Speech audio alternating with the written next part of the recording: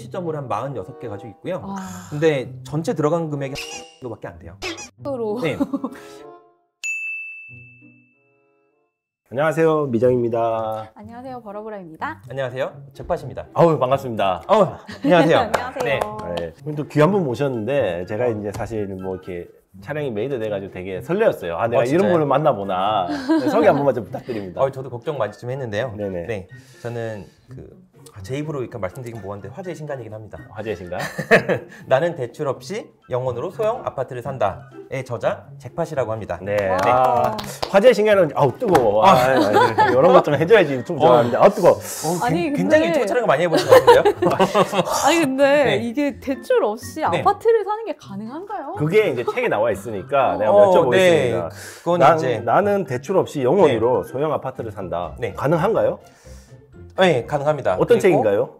네. 이 책은요, 사실 네. 제가 2012년부터 투자를 하고 있는데 네. 이제 22년이잖아요. 네. 10년간 사실 저희 투자기를 담은 책이고요. 오. 네, 제가 블로그도 따로 운영하고 있지만 네. 블로그에서 차마 하지 못했던 얘기들을 이 책의 서문에 나오는데 숨기는 거 없이 모두 다 알려주기로 했다. 낱낱이. 알려주기로 했다. 블로그에 알려주시지 그러니까요. 왜 책에. 뭔가 블로그에서 너무 단편적인 얘기를 네. 줄을 써서 이렇게 쓰면 사람들이 안 볼 거예요. 너무 구체적이라서. 근데 한 권으로 다 만들면서 정말 중요한 내용을 강의로도 쓰지 않고 다 담으려고 생각하고 있고 유료 강의도 하지 않고 있습니다. 이 책만 보시면 될 거라 생각을 해서. 네. 나는 대출 없이 영원으로 소형 아파트를 산다. 진짜 그렇게 사시나요? 이게 가능하냐고요. 네. 10년 동안 그렇게 사왔고요. 네. 사실 지금까지도 네. 예, 그렇게 하고 있는데 네. 그러니까 물론 트렌드는 있어요. 만약에 뭐 제가 한 4, 5년 전에 소형 아파트를 경기도 서울에 살 때도 25평 계단식 위주로 샀거든요. 전 가지고 있는 모든 아파트가 다 25평 이상입니다. 그러니까 조그만 복도식이라던가 네. 뭐 21평 이하라던가 이런 걸 수요 측면에서 사진 않아요. 어. 다 25평 이상만 샀는데 그때는 서울 경기도 정말 1,000만 원이나 2천만 원 투자로 가능한 곳이 있었고요. 근데 시간이 지남에 따라서 걔네들이 많이 올랐잖아요. 네. 그 다음은 이제 지방 아파트를 16개 살 때까지는 전체 들인 돈이 500만 원이었어요. 처음에 얼마로 시작해서 지금 어느 정도를 이루셨는지 한번 쭉 스토리를 살짝 얘기해 주시면 좋을 것 같아요. 책에는 300만 원인데요. 사실 네. 이거 가지고 시작할 수는 없죠. 제가 전 직장 때 대리를 달면서 네. 그 신한은행 광교점에서 2천만 원을 빌렸어요. 그거 가지고 경매를 제가 처음 시작했습니다. 아, 그럼 경매로 이제 첫 시작을 뜨신 거예요? 한 10년 전에 경매로 처음에 부동산 투자를 시작했어요. 한 4년간은 경매로만 했던 것 같아요. 지금은 제가 어떻게 보면 갭 투자로 더 유명해지긴 했었는데 네. 그때는 경매를 먼저 했었고 근데 또 경매를 해야 보는 시각 자체가 좀 더 깊어진다고 저는 생각하고 있어요. 아니, 경매 전문가로도 모셔도 되겠는데? 네. 어떻게 보면 근데 경매가 네. 좀 제일 약간 부동산 투자의 끝판왕 같이 어려운 느낌이잖아요. 그쵸. 왜냐면 갭 투자는 네. 해볼 수 있겠는데? 라고 딱 그쵸. 생각할 수 있으나 네. 경매는 아무래도 배우지 않고선 내가 선택하기는 좀 어렵긴 하죠. 서울은 한 3, 4년 전부터 이미 오르기 시작했었고요.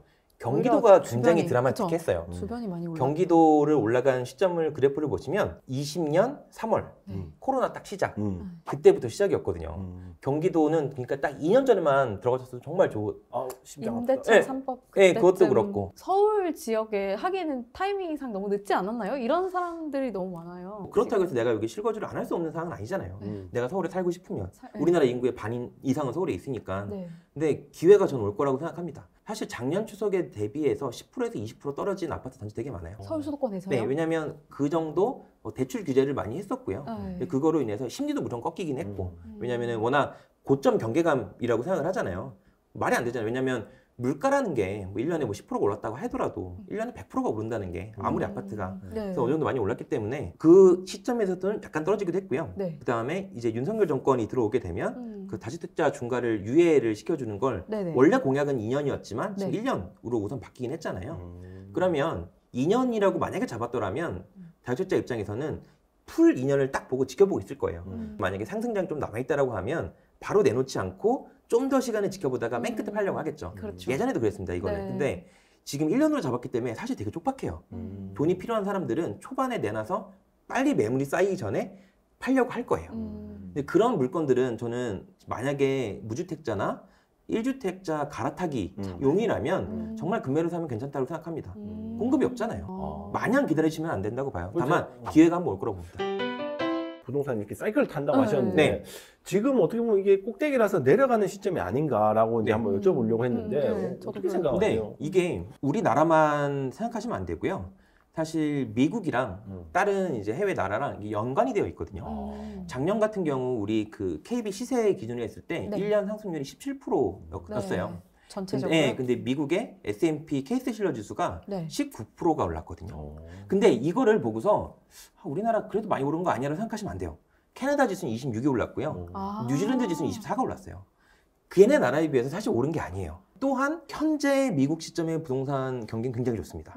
매물도 없고요. 걔네도 똑같아요. 따지고 보면 우리가 지금 그 원자재 수출이 중국에서 막아놨고 네. 우크라이나 전쟁도 전쟁도 있고 이래저래 해서 주택에 대한 공급은 없는데 수요는 많은 상황. 네. 이기 때문에 가격이 오를 수밖에 없고 미국 그 국책은행에서도 올해 한 10% 정도 오른다라고 예상을 하고 있거든요. 저도 만약에 진짜 하락남준 입장에서는 올해는 무조건 우리나라가 작년에 너무 올랐기 때문에 하락한다 이렇게 나오시는 분들도 이해는 가지만 네. 전 그것보다는 작년에 상승률이 너무 높았을 뿐이지 네. 올해도 상승을 한다고 생각하고 있습니다. 야, 기울기만 최- 조금 그쵸. 낮아지는. 아. 최소 5% 정도 이상은. 네. 그러면은 그 불황기와 회복기와 네. 호황기가 있는데 그 중에 네네. 지금 아직은 호황기를 가고 있다. 그렇죠. 근데 언젠가는 불안기는 올 거 아니에요, 그죠? 그렇죠. 어쩔 수 없는 거죠. 그건 사이클 없어요. 자체가 왜냐면 그 주택 구입 부담 지수라고 해서 음. 서울 자체는 굉장히 높거든요. 왜냐면 아. 서울에서 살려면 내가 가진 월급을 거의 반은 써야지 사실 유지를 할 수 있는 게끔 왜냐면 금리도 또 올라오고 있기 때문에 네. 이런 가처분 소득 대비해 봤을 때 쓰는 비용이 굉장히 높아졌어요. 음. 그런 거 보면은 당연히 무리가 있긴 하죠. 지금 상황에서는.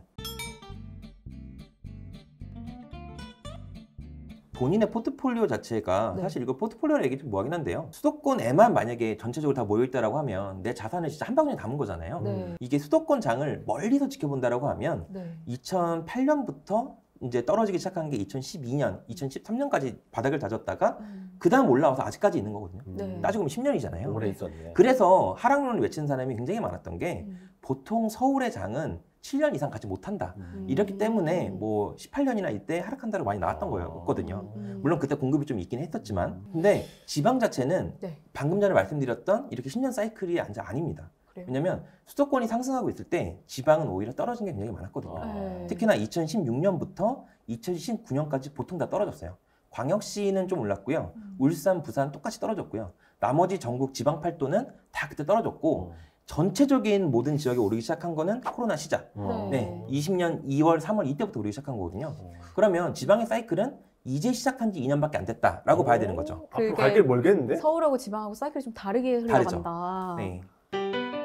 매매가랑 전세가랑 그 차이에 따라서도 타이밍을 잡을 수 있을 것 같은데 네네네. 어떻게 보나요? 제가 보통 어느 지역이든 하락장이 오고 난 다음에 바로 상승으로 가지 않고 한 1년 정도는 바닥에서 조정하는 기간이 보이거든요. 아직 힘이 안 온 거예요. 힘을 쌓아가고 있는, 에너지를 쌓아가고 있는 공간인데 이제 그쪽 측면에서는 워낙 하락장이 길었기 때문에 보통 수요자들이 집을 못 사요. 왜냐면 더 내릴 것 같아요. 더 내릴 것 같아서 잘 무섭다. 사지 못합니다. 무서우니까 말 그대로. 무서워요, 무서워요. 무서우니까 잘 못 사고 보통 전세로 살게 돼요. 그럼 전세로 살게 되면 전세 가격은 아이러니하게도 오릅니다. 왜? 수요가 있으니까. 근데 매매가는 한참 떨어졌잖아요. 그 시점이 딱 거의 다 무피나 풀피로 들어갈 수 있는 지역이거든요. 그래서 제가 모든 지방 지역을 다 이런 식으로 들어갔고요. 지금 뭐 한 20몇 채 가지고 있긴 하지만 네. 초반에 16개는 전체 16개 사는데 500만 원 들었어요. 16채를 16개 사는데 그러니까 500만 원. 매매가랑 전세가랑 와. 갭이 거의 없었다. 거의 없었던 거죠. 그리고 제 방법은 또 이거였어요. 저는 1층이랑 탑층 따지고 보면 사람들이 수요적으로 별로 좋아하지 않는 네. 이런 것들을 되게 좋아했거든요. 아. 왜 좋아했냐면 저는 애초에 돈이 있는 투자자가 아니었어요. 이 이 책에서도 나와있지만 영혼으로 산다고 했잖아요. 네. 왜냐면 제가 회사를 그만둔 지 1년밖에 안 됐고 그 전에는 직장인이었고 직장인 10년 차인데도 불구하고 세후로 300만 원이 넘을 수가 없었어요. 제가 받는 돈 자체가. 근데 내가 쓰는 거를 감안했을 시엔 진짜 그거 가지고 투자를 못 하죠. 그래서 제가 생각을 했던 건 뭐냐면 네. 1층이나 만약에 탑층 같은 경우에는 이 구매 수요가 없기 때문에 오히려 협상력이 좋아요. 내가 그걸 산다라고 하면. 팔려는 사람 입장에서는 굉장히 빨리 팔고 협상의 여지가 있습니다. 아. 그래서 더 내가 내고라고 하죠. 네. 후려칠 수도 있고 네. 뭐 이렇게 해서 보통 1층이나 탑층을 살 때 제가 채당 1,000에서 2,000만 원씩 받고 샀어요. 역으로. 왜냐면 그 하락장이 워낙 길었기 때문에 네. 이 사람들은 내가 이렇게 팔지 않으면 못 판다라고 생각을 하고 아. 있고 왜냐면 상승작이 오기 전에 하락장은 진짜 무서워요. 몇 년 전까지 떨어졌기 때문에 나 같은 차 나타나면 오히려 고마운 거예요. 사줄 사람이 없었거든요. 그 돈까지는. 네. 네. 그래서 이렇게 1,000, 2,000씩 받아서 사면 저는 그 돈 가지고 RR층이라 그러죠. 로얄동, 로얄층. 아, RR이라고. RR. 로얄동, 로얄, RR. 로얄층, 로얄동은 네. 매도자 입장에서도 돈 주고는 안 팔아요. 왜냐면 좋잖아요. 그쵸. 제가 준신축 물건, 그러니까 아직 신축된 지 10년도 안 된 물건도 한 10개 이상 가지고 있거든요. 네. 그것도 그런 지역의 물건을 살려면 최소 내 돈 500이든 1000이든 들어갔어야 됐어요. 왜냐면 그거는 수요 자체가 있는 물건이기 때문에 싸게 안 던지거든요.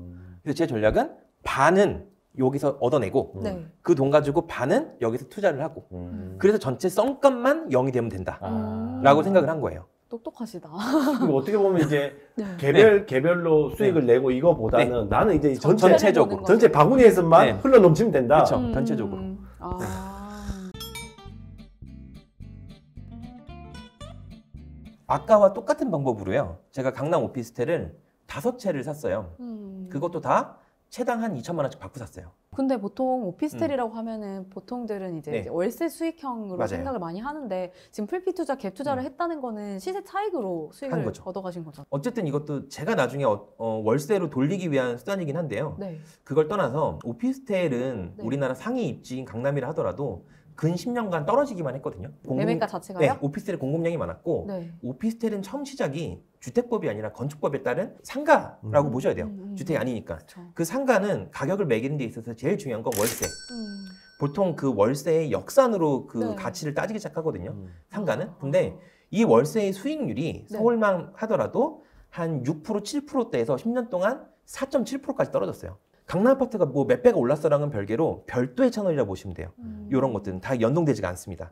철저히 수익률로만 연동이 되어 있기 때문에 네. 만약에 오피스텔 제가 말씀드린 거 말고 투룸 이상이라든지 아파트의 대체제가 된다는 거라고 아파텔, 하면 뭐 이런 거. 아파텔 이런 거는 당연히 아파트랑 연동돼서 가격이 뭐 아파트가 10이 올랐다면 걔는 6이나 7이 올랐겠지만 원룸 오피스텔은 별도라고 보시면 되거든요. 걔는 철저하게 수익률 따라가는데 제가 왜 투자를 하기 시작했냐면 2020년에 그 월세 수익률이 4.76까지 떨어졌고요. 네. 그 다음에 2021년 작년에 똑같이 4.76이었어요. 제가 이걸 보고서 4.6 정도에서 반등을 하겠구나라는 생각을 했어요. 바닥이다. 네, 월세 수익률 자체가 바닥이기 때문에 여기서 만약에 4.6이 아니라 더 이상으로 올라가 준다라면 역산을 해서 매매가도 오르겠다. 어차피 전세가 오르는 건 예상을 하고 있었거든요. 임대차 3법도 마찬가지고 전세는 사용 가치잖아요. 네. 물가는 오르고 있으니까. 그러면 무조건 갭이 작은 거를 지금 찾아야 된다. 갭이 작되 상승할 수 있는. 여력이 있나? 저 같은 경우에는 살 때 뭐 강남 오피스텔도 보통 1억 후반에 샀거든요. 네. 1억 7천, 그런 데가 8천에 있어요. 사서 원룸인 거죠? 원룸이죠. 그래 원룸이라 하더라도. 전세를 제가 보통 2억에 넣었어요. 네. 그렇게 넣게 된 이유 자체는 이거는 정부에서 받쳐주는 게 있습니다. 뭘 받쳐주냐면 중소기업 청년 대출이라고 들어보셨어요? 네, 중기청 대출. 네. 들어는 봤어요. 중기청 대출이 2억까지가 가능해요. 아. 그러니까 전세 2억까지의 물건에 대해서 1억을 빌려줍니다. 얼마를 빌려주냐면 1.2%에 빌려줘요. 오, 싸다. 1.2면 1억을 빌렸다 하더라도 한 달 이자는 10만 원밖에 안 돼요. 또 강남 같은 경우에는 내가 그 오피스텔에 살고 싶어 하는 사람들이 많아요. 맞아요. 네, 많아요. 근데 전세가가 2억 밑이 없어서 네. 그 대출을 사용하지 못하는 거예요. 저는 그래서 애초에 이걸 접근했을 때 내가 만약에 1억 7천에 뭘 산다라고 하면 전세는 2억까지 무조건 가능하겠다. 국가 대출이 있기 때문에. 그렇게 해서 풀피 2천, 1000으로 맞출 수가 있는 거죠. 왜냐면 사는 사람도 굉장히 이익이에요. 거기 임차인 입장에서는. 왜냐면 2억짜리 전세라고 했을 시에 내가 만약에 중기청 대출을 받았다라고 하면 보증금 1억은 그대로 냅두고 나머지 1억은 이자가 10만 원이 돼버리거든요. 전세 2억짜리가 보증금 1억에 월 10만 원으로 바뀌는 거예요. 10만짜리 바뀌는 그쵸. 거죠. 근데 그 보증금 1억도 없다라고 하면 4% 이제 마통 뚫어가지고 네. 뭐 빌리게 되면은 네. 결국엔 보증금 한 2천에 월세 한 35만 원으로 이 집이 바뀌어버립니다. 음. 근데 내가 순전히 월세만 내서 이 집을 어떻게 사야 된다면 시세는 한 7, 80 이상이에요. 강남 그렇죠. 원룸이라고 하더라도. 네. 근데 보통 요즘 고시원도 30 얼마인데 네. 충분히 들어만 하거든요. 저는 근데 제가 산 찾아다가- 것들이 다 네. 보통 4년에서 6년 차 사이예요. 새 것만 삽니다. 아. 완전 신축은 사지 않아요. 비싸기 때문에. 너무 비싸기 때문에. 갭이 너무 크기 때문에 아. 완전 신축 사지 않고 한 4년 정도 떨어지면 네. 처음에 분양가에서 30% 정도 거품이 빠져요. 왜냐면 30% 정도가 이제 마진율이거든요. 네. 그래서 분양을 받는 건 저는 아니라고 생각하고 4년 정도가 지나면 내가 뭐냐 2억 5천에 분양을 받았다. 네. 이게 한 1억 후반까지 떨어지는데 그 시점을 노리는 거죠. 그래서 그때 사고 보유하고 있다가 10년이 되기 전에 팔아버리는 거예요. 감가상각이 크기 때문에. 너무 많이 되면 이제 네, 안 팔리니까. 오피스텔은 철저하게 내가 임차인을 잘 받을 수 있냐의 문제인데 네. 결국에는 10년이 지나면 상가도 노후화가 되거든요. 그쵸, 그쵸. 노후화가 되고 네. 새로운 게 생겨버리면 내 고객을 뺏기는 거예요. 임차인이 안 들어오면 그건 상가기 때문에 아무 의미가 없는 집이 돼버립니다. 아. 그래서 한 10년 정도 되기 전에 매도해버리고 이런 순서대로. 와, 이것도 타이밍이 굉장히 중요하네요. 타이밍 중요하죠. 진짜. 근데 강남이라고 하면 저는 땅이 워낙 없기 때문에 네. 10년 지난다 하더라도 충분히 월세 받을 수 있을 것 같긴 해요. 아무래도. 그렇죠. 거기- 지금 생각은 그래요. 거기는 네. 다른 동네니까. 네, 그쵸, 딱- 그쵸. 가격만 네. 좀 조정을 그래서 해주면. 아까 말씀드렸던 이제 지방 아파트가 2년 정도 지나면 판다 그랬잖아요. 네. 그게 이제 현금이 제가 영원 투자한 게 한 5천만 원씩 다 수익이 났거든요. 음. 20 매체가. 그럼 거의 10억이 넘잖아요. 아. 그걸 이제 강남 오피스텔로 넣어버리는 거예요. 아. 세입자 이제 계약 바뀔 때 지금은 다 전세 풀피로 세팅을 해놨지만 네. 현금을 그쪽에 넣어서 네. 이제 다시 월세로 만들어버리는 거죠. 그럼 채당 80에서 100만 원 정도 받아요. 아. 그래서 이제 하락 기간 동안은 그거 가지고 월세 받고 있다가 다시 상승기 때 전세로 바꿔서 그 돈 가지고 투자하고 어. 이게 그걸- 반복인 거죠. 그걸로 목돈 만들어가 다시 투자하고. 음. 아.